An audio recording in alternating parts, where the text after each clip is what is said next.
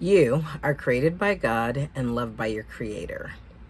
Hi, my name is Deborah Thomas, and welcome to my video blog. And I apparently have things flying in my room.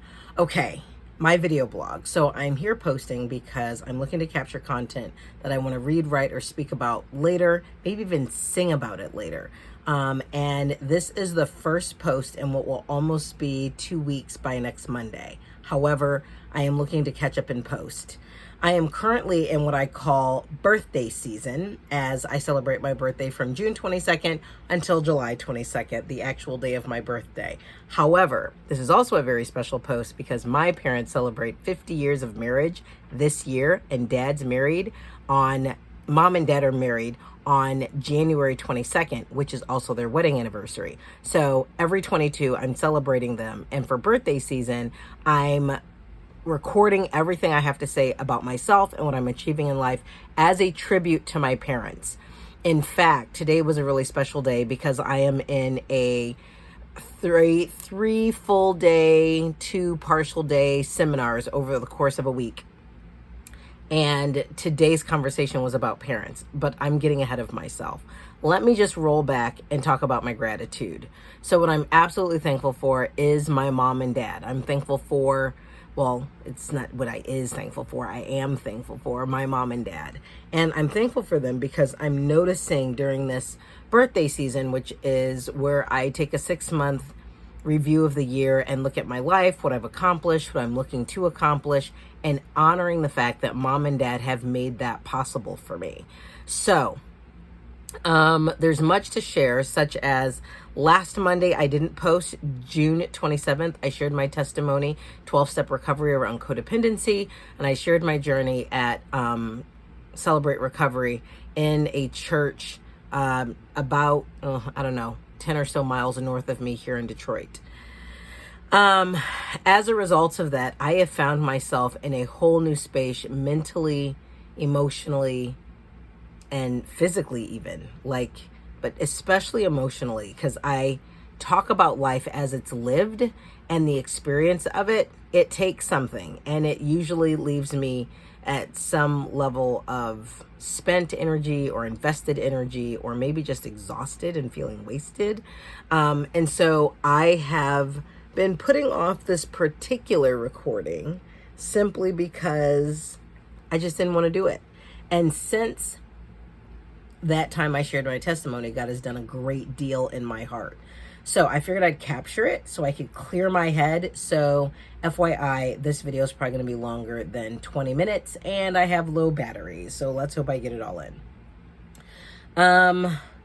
So probably just after I gave my testimony, that Thursday, I was reading a couple of books I've been reading as I am cultivating my womanhood, which, by the way, the weekend before I shared my testimony, I went away on a retreat with someone I will refer to as the woman whisperer. Had a massive breakthrough and what it means for me to mature as a woman. So much to share about that, and it won't be done in this post. However, I will say this. The tribute to mom and dad in that is that mom and dad, after choosing to homeschool their children, have always been willing to look at unconventional ways of learning and growing.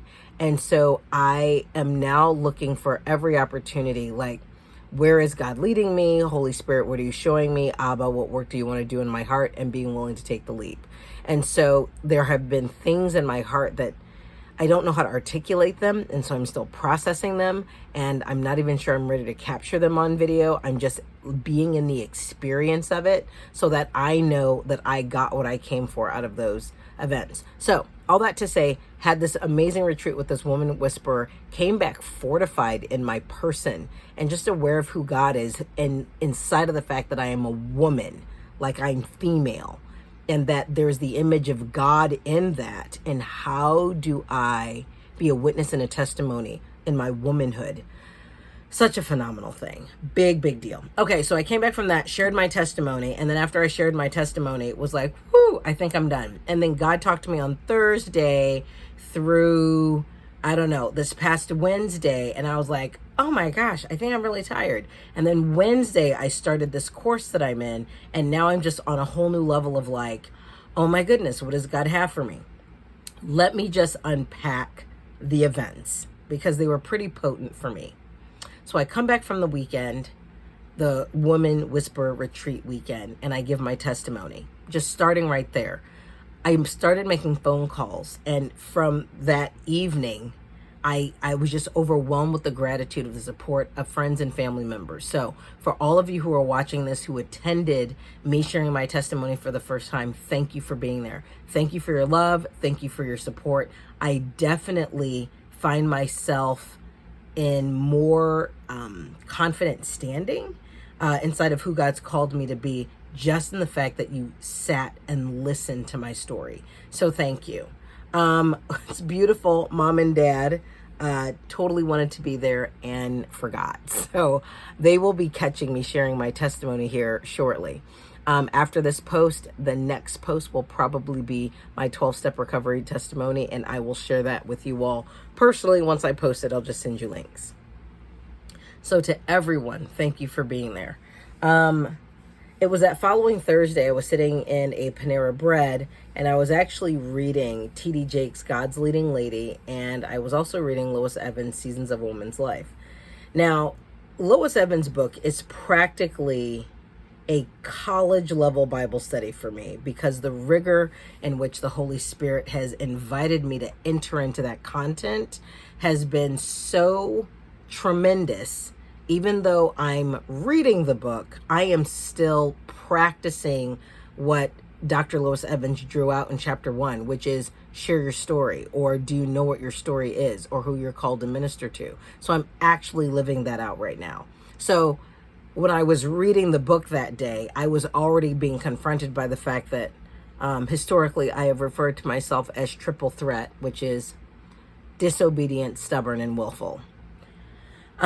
So I was reading the book, and I'd gotten to chapter 3, and she'd mentioned willfulness somehow, or maybe the Holy Spirit just showed it to me in chapter 2, but it definitely showed up again in chapter 3. And I was just like, this is not the book for me. I am done reading about willfulness. Like, what is that about? So also in T.D. Jakes' book, he was talking about dreams. And right now I'm in a season of growing who I am professionally, wanting to launch myself as a company. I have a children's book that I want to write. I have grad school that I want to apply for. Just dreams, big dreams this summer. So between the two of them, I'm both inspired and confronted. So the willfulness, though, kept coming up even after reading the dream piece. And I closed the book after reading chapter 3. Dr. Lois Evans had shared some really vulnerable things that resonated with me, and I was thankful that she shared them, because it reminded me of what I shared in my testimony just earlier that week. But then the Holy Spirit dropped it in my heart, the impact of willfulness on my relationship with Him. Now, I'm going to explain it to you. However, when the Holy Spirit gave it to me, it dropped so instantly. You know, I knew instantaneously what he was referring to, but let me take time to break it down. So I closed Dr. Lois Evans' book, and I'm like, Jesus, this is not for me. I don't know what's up with the willfulness, but I'm willful. That's where I'm at. And immediately what came was a picture of a young man in pursuit of a woman. And when I say a young man and a woman, I'm really referring to a boy and girl, like some young man, like not even graduated from high school, and the young woman, same status. Now, even though that's the picture I got, the understanding was to be present to like the crazy enthusiasm and even some of the body sensations the young man has about pursuing this young lady. Like his hormones will have zero mercy for him. He's making gifts for her. He writes poems to her. He just wants to be close to her. He wants to talk to her. He just wants to sit next to her. He just wants to be near her. That's like his whole world. Like if he could just get close to her, like he will have gotten everything in life. And so I'm experiencing the weird body sensations as I'm just like, oh my gosh, this dude is never going to get over this girl. But here's the status of the girl. The status of the girl is like, whatever. So then not only is it that, but she's clear. She expects him to keep acting that way toward her, even though she's going to be indifferent. And here's the crazy part. the feedback from the guy when he gets that she's indifferent is like, whatever you'll give me, I will take. And that will be enough love for me. Crazy, right? At least looking from that perspective. Then what's worse is the girl expects him to keep acting that way with an unchanged posture. And then the knowing that came instantly is that that young man represents who the lover of my soul is, and I'm the girl. So as I unpack that and I'm looking at it for myself, I'm like, that is all the response you're going to give this man? Like, if you don't respond to him back, someone else will fall in love with him. Like, this dude has lost it on you. Like, he can't even help himself. And your whole response is going to be, eh. And the Holy Spirit just let me know, Deb, that's what your willfulness is towards me. Like, I've got all this love and commitment and passion and joy over you and for you. And you're just choosing to be that way. And if that's all you're going to be, it's still enough for me. I thought to myself, oh my gosh, if this were a real dating relationship and I had a girlfriend who was acting that way, I would have, I don't even know what I would have done to her. I would have just get it together. Like, at least like cut the dude loose and let it end his suffering. Like, he's excited about you and you're like, and you expect him to keep acting that way towards you. And then what's worse, the other thing I didn't share is in that moment, the girl not only expected him to keep acting that way, but decided that to the degree that he was excited over her, it was still not a match or sufficient for her to respond to him. I'm like, what do you mean it's not a match to respond to him? This dude is everything right now, all about you. And that's all you've got. I got present to my will. In that moment, willfulness, just no. It's going to be an unacceptable way for me to operate. So I'm just going to let you guys know that got dealt with. And inside of me being willful, I didn't want to share my testimony that I shared the previous Monday night anywhere else. And I sent a text message to the gal who coordinates those meetings and said, listen, let me know what's up. I've got some stuff that I need to do because the lover of my soul has invited me to do it. And how am I going to stand him up? How am I going to be like, no, not enough. You've only healed me of my 22-year health battle. No, I don't need to show up and share who you are with other people and what you've done for me. Not enough. If you just love me more, maybe I'll eventually come around. Like, I can't even stand it. Like, it's so repulsive. So I have that going on now. So I'm excited. I'm thrilled. And so I got that the triple threat that I talked about, the disobedience on with a layer of the willfulness is just the bad attitude I'm willing to maintain while taking the action of doing what God said. But the fact that I'm going to choose to have a bad attitude about it while taking the action is the same as not taking the action. He gets both. Like, my willingness to be there and taking the action. Oh my goodness, there's so much more to share around that. And I had that conversation with friends. But I just realized what made the obedience hard is the willfulness. That I was going to maintain my bad attitude while taking the actions that God was calling me to. But when I get that I can let go of the willfulness in exchange for this crazy love singing over me existence with the lover of my soul, how could I just not show up and be like all about it? I'm like, yeah, what did you want to do? Let's go. Let's do it. It's going to be great. So like, this journey has just gotten incredibly hot and I'm excited about what there is to do next. Okay, so there's that. It gets a little deeper. So I call a girlfriend, share it with her. She shares some things back with me. Call another friend of mine. He shares back with me that willingness translates in his mind, inside of a dating relationship, the fact that I could be delighted in, like I'm chill, like I'm showing up available. And that's something that opened up for me. I'm available. Here's the crazy part. That willfulness that I discovered in my journey with God was also a dissonance in my past dating relationships. And it cost me greatly. And those poor men, God help them, that I dated, I cheated them in who I am just because I was unwilling to show up and stubborn. And it cost them.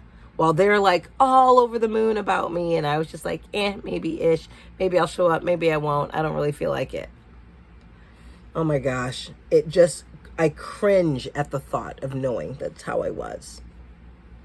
And I'm so thankful for the grace of God, right? Like even in my willful state, his love and his mercy, his compassion, his steadfast love, like his faithfulness, like, oh my gosh. Like if there was ever going to be a boo of the universe, the lover of my soul is the boo of the universe. And I am totally excited about what life is going to hold going forward. Like I can hardly stand the adventure. And the adventure right now is really intense because there's more work being done on me, even with a new posture in my heart to be willing. God bless Lois Evans for communicating that willfulness piece. I mean, the mentoring in that book is tremendous. The encouragement I'm getting is absolutely phenomenal.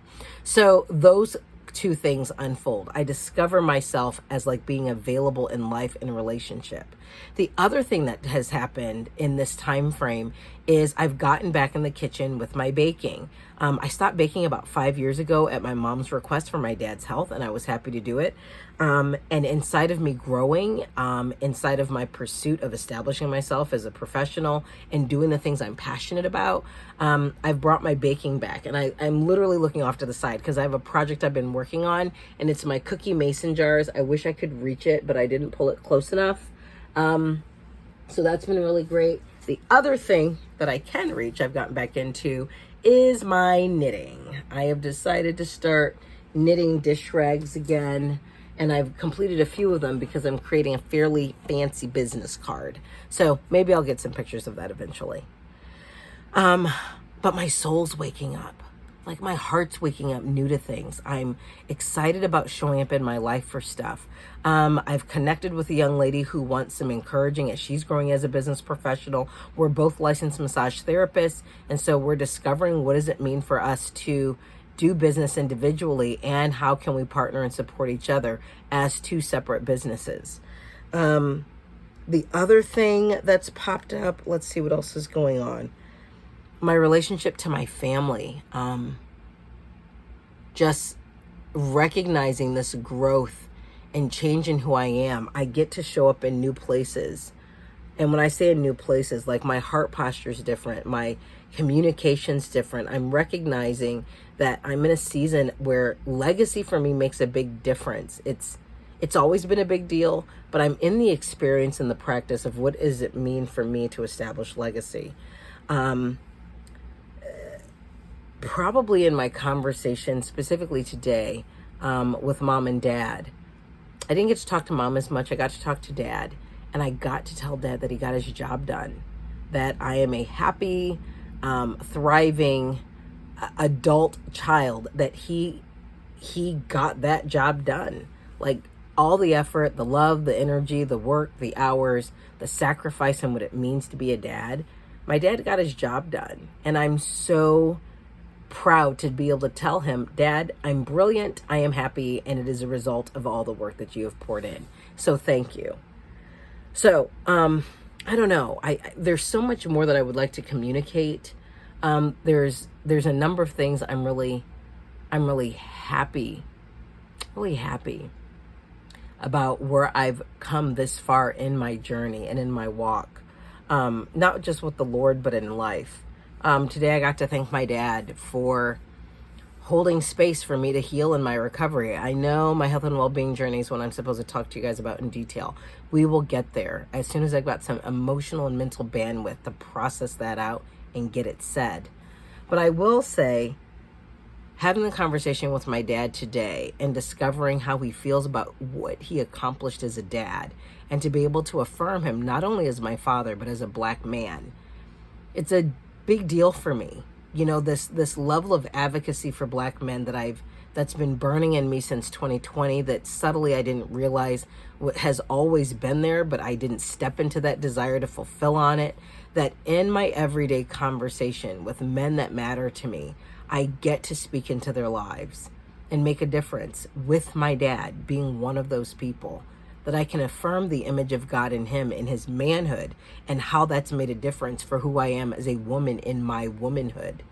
So it's been a fairly full 2 weeks, just going through all the nuance of the feeling and the emotion and the journey of it all, and knowing that God's been there, every step of the way, taking me with him.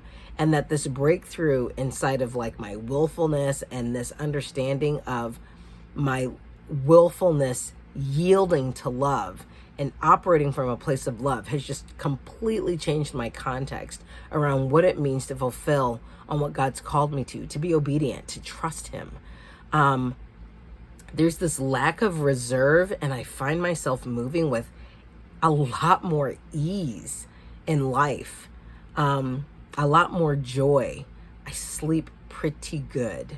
And I'm really excited about what it means for me to feel available in life, mostly to myself, but what that would mean for me to be available in the space of love relationship.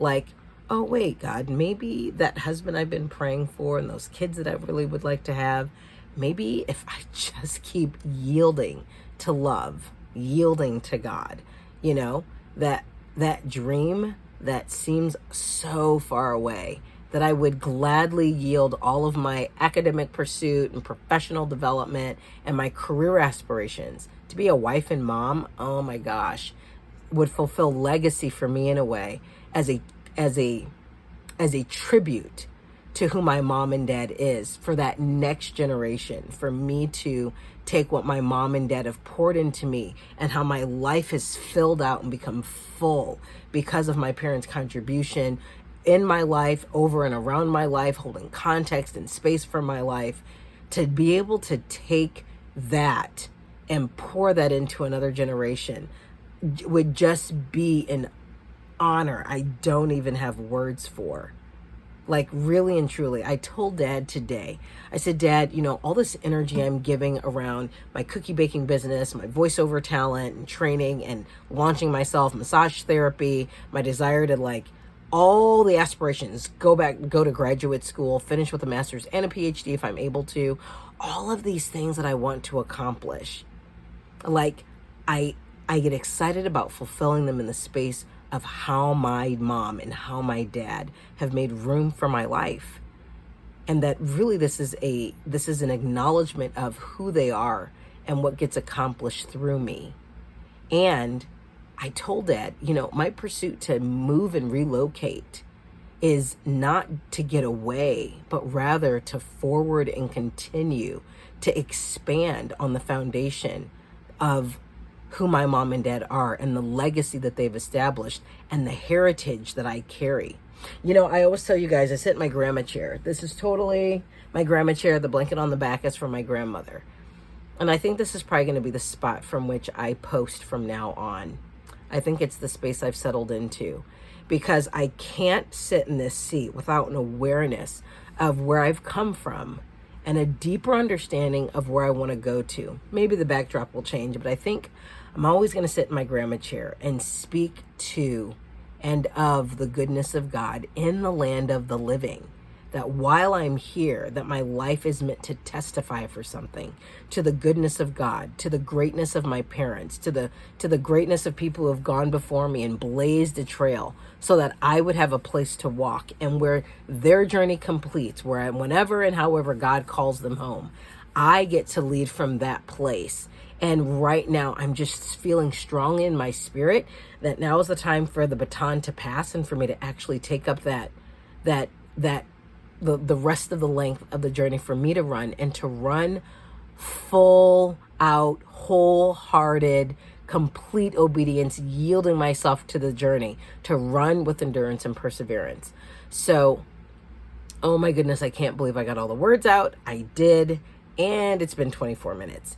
So what I want to say is thank you so much. If this was a contribution to you, mull over it, think about it, ponder on it.